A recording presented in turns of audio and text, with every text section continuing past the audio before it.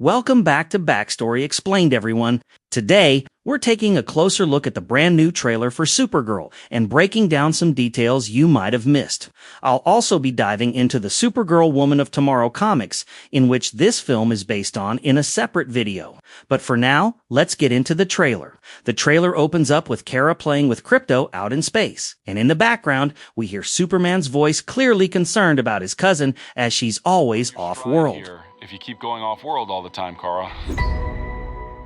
During the events of Superman, Kara was also off-world, only making her way back to Earth near the end of the film drunk from partying around a red sun. We then see Superman appear in Kara's monitor as they space call, and funny enough, she labeled him as Clark, keeping his Kryptonian name, Kal-El, a secret, or she could just be simply mocking him. But, moving on, we get a glimpse of Kara's past back at Krypton. And Krypto is still a puppy.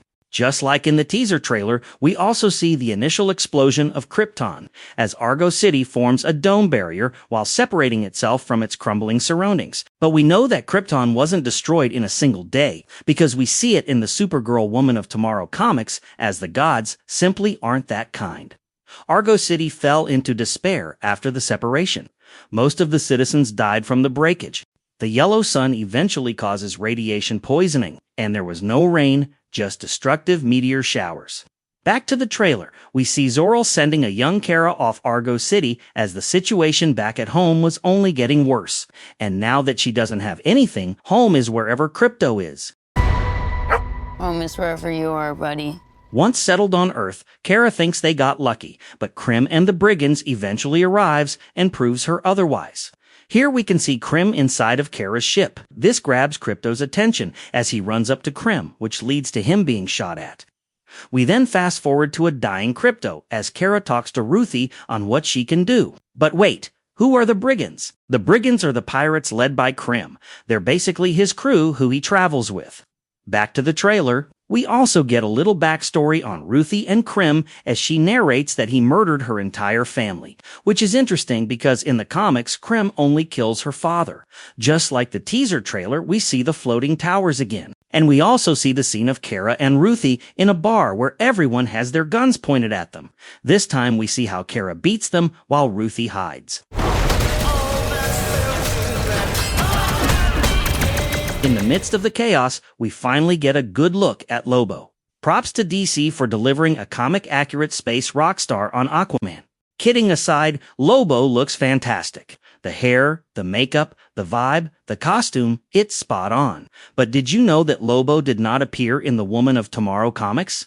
Although he was originally part of it, writer Tom King later realized that it would be better centered on Kara's emotional journey, ultimately deciding to remove him. Back to the trailer, we see Kryptonians wearing white robes, which indicates a funeral march. And in this shot right here, we can see them carrying the casket of Kara's mother, Allura, which was among those who died during the early stages of Argo's separation. Moving on to Ruthye, we see her draw out a sword, which is Krem's sword, by the way. We also get Kara telling Ruthye that revenge won't take the pain away. It won't take your pain away.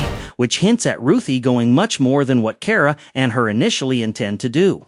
Speaking of Kara, the teaser gives us a display of her power as we see her fight the ship's beam with her heat vision, and her flight as she maneuvers across the debris. Moving on, we revisit the ship battle from the teaser trailer, and this time we get more of the main man helping Kara fight them off. One thing to notice is Kara's visible black veins, which might indicate Krem's poisoning on her. We hear more of Krem as the trailer displays more of Kara, and finally, the trailer ends with Lobo and Kara again fighting a horde of bad guys, teaming up again. That's about it. For a deeper understanding of the upcoming movie, I'll be breaking down the Supergirl Woman of Tomorrow comic that the film is based on in a separate video. If you want us to cover more comic issues and storylines, drop it in the comments. Don't forget to like and subscribe. Thanks for watching, and tell us which moment is your favorite.